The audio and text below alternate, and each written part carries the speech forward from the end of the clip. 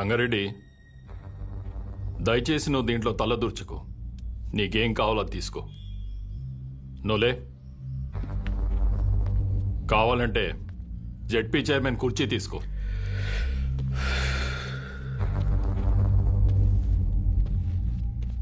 నేను జనాల కష్టాలు మాట్లాడడానికి వచ్చాను. కుర్చీలో కూర్చొని కబుర్లు చెప్పడానికి రాలేదు.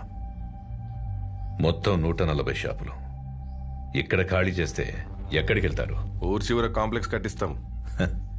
ఊరి చివర అంటే ఇప్పుడు మెడికల్ ఎమర్జెన్సీలో మందులు కావాలంటే అంత దూరం పరిగెట్టాలా? కాంప్లెక్స్ కట్టేంత వరకు జనాల వ్యాపార పరిస్థితి ఏంటి? ఏదో ఒకటి చేసుకుంటారు. వివరంగా ఒక మాట చెప్తాను విను. ఆ గుర్రం సెంటర్లో షాపుల జోలికి రాకు. వాళ్ళ పొట్ట కొట్టకు. ఫ్యాక్టరీ పెట్టి జనాన్ని కష్టపెట్టకు. దయచేసి వదిలేయండి. ఇది నా విన్నపం.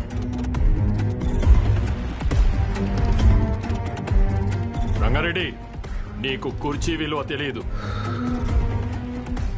సముద్రం ముందు కాళ్లు పెట్టి సముద్రం నా కాళ్లు పట్టుకుందని సంబరపడ్డావనుకో, ఒక పోటులా వచ్చి మొత్తం పట్టుకెళ్ళిపోద్ది. నేనేదో కాళ్ల బేరానికి వచ్చానని ముందడుగు వేసావనుకో, మొహమాటం లేకుండా చంపేస్తా. చూడు గురు, నాకు బెదిరించడం రాదు. బెదిరించడానికి రాలేదు. నిజం మాట్లాడా అంతే.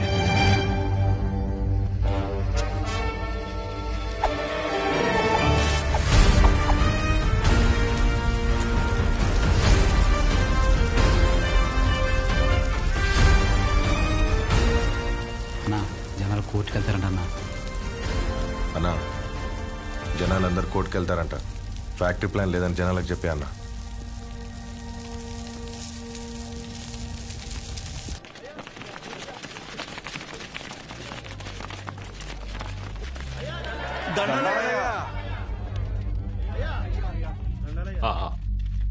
ఫ్యాక్టరీ వస్తే మన వాళ్ళందరికీ ఉద్యోగ అవకాశాలు వస్తాయనుకున్నానే, కానీ పొల్యూషన్ పెరిగి ఊర్లో వాళ్ళందరూ అన్యాయం అయిపోతారని బాధేస్తుంది. అందుకని కష్టపడి మీకోసం ఆ ఫ్యాక్టరీ ప్లాన్ లేకుండా ప్రభుత్వంతో పోరాడి మరీ ఒప్పించాను. సంతోషమయ్యా.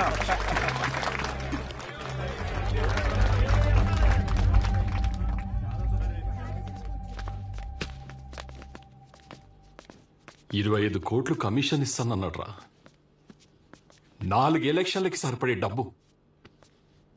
ఈ నా కొడుకు ఊర్లో ఉంటే ప్రతి దాంట్లో ఏలు పెడుతూనే ఉంటాడు. వీడి చేసేది స్లోగా జనాలకు తెలిస్తే ఆపడం కష్టం.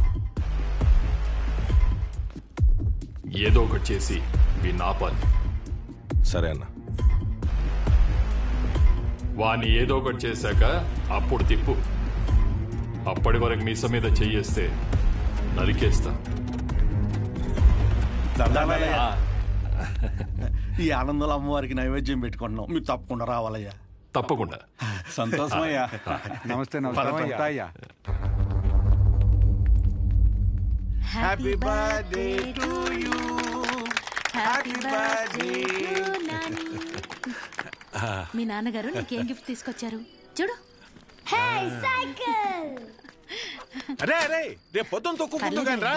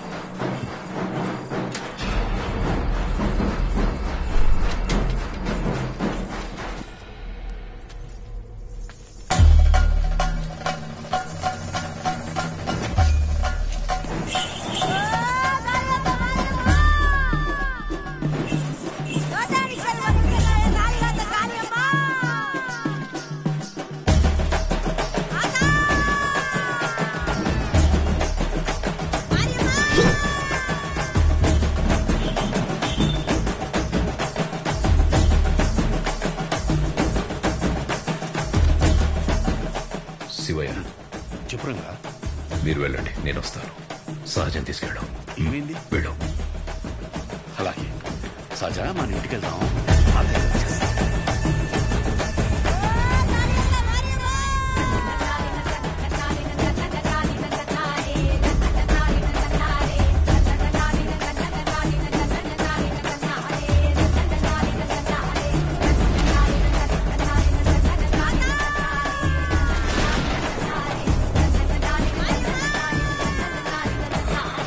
మోహమాట పడకండి, రండి.